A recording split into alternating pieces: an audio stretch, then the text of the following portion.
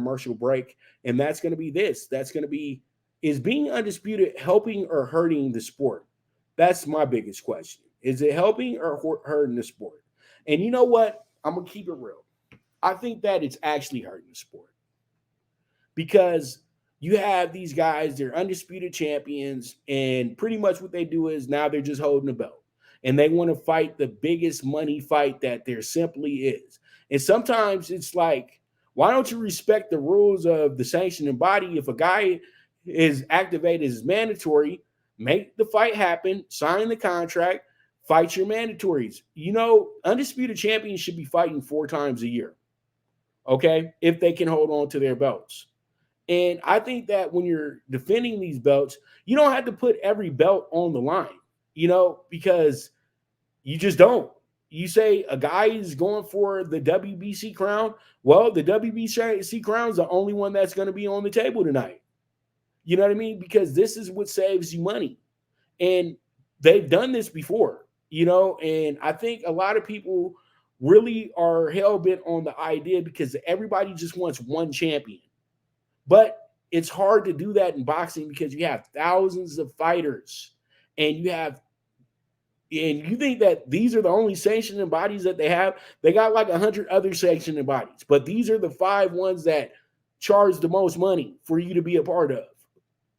You know what I mean? And pretty much these are the ones that everybody recognizes. And I truly do feel that if you really don't want to be undisputed, you don't have to be undisputed. If you want to just be the IBF champion and fight everybody in the IBF top 10, more power to you because you're giving them the opportunity to win a championship. When you do undisputed, all that stuff, they have to put so many resources together. A lot of times they got to go get somebody else from a different promotion. So that means they got to split the pie up with somebody that's a rival. And it just doesn't make sense for a promoter to really do the fight because everybody has to pay these sanctioning bodies literally 20% of their check for putting on the fight.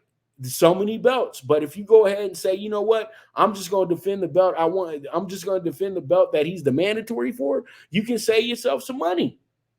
I feel like the right guys have to be the undisputed champion because what happens is sometimes is a guy will win undisputed, but he is not the guy for real at undisputed. He's the IBF mandatory or something like that, like Kambosos. Okay, Kambosos had the greatest night of his life. And you could have easily said, you know what, we'll still hand it over to T.O. You know what I mean? Just because we don't feel this guy is going to rep it, no way. He was just a tough opponent. But they wanted to teach T.O. a lesson, okay? You know who T.O. deals with. So pretty much that was all straightened out before the fight. Okay, so if the fight was close, who was losing? Think about it. Who's T.O.'s promoter? Think about it. Okay, and where did T.O. have to run back to after that happened? Okay, all right. That's the politics of boxing right there. So you throw Kambosos in there, and since T.O. wanted to be a businessman on his own, this is how we're going to punish you. We're going to throw Devin Haney in there, the guy that you won't fight, the guy that you should have fought instead of Kambosos because you want to take on the mandatory, but you should have just went ahead and fought the guy who was the WBC champion so you guys can make the most money possible. But you decided not to do that. So what do they do for Devin? Devin gets 2 undisputed fights in a row, and he wins them both.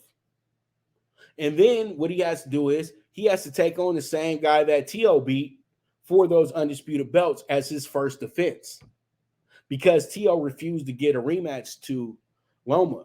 So you see what the twist that they put on T.O.'s ass?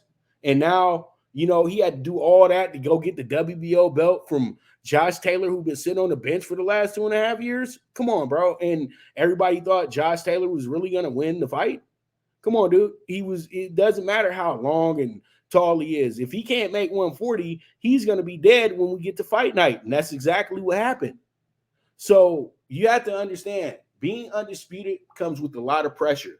And if you're not a full-time boxer, there's no point of being undisputed. Seriously, there's not. And we've had too many undisputed champions waste our time over the last few years. And I feel like if you're going to be undisputed, you need to be ready to fight every 75 to 90 days. Okay. It's not that hard. It's 12 months in a year. That's 4 fights every 75 to 90 days. You're making a lot of money. You're entertaining a lot of people, and you're really building a legacy, not just being handed a legacy. Get my drift? So I'm gonna ask the question on my when I post this little clip up on how you guys feel about Undisputed. Is it helping or hurting the sport? That's my question. And you guys can give me an answer for that. And I'll come back, and whatever percentages it is, we'll go ahead and we'll talk about it. So with that, we're going to go ahead and take our final commercial break. And when I get back, we are going to go ahead and jump into talking tickets, your favorite subject, my favorite subject. So you guys stay tuned. This is the premier sports betting show, the Primetime Angles with the one and only Pop Dibiase, the Primetime Capper.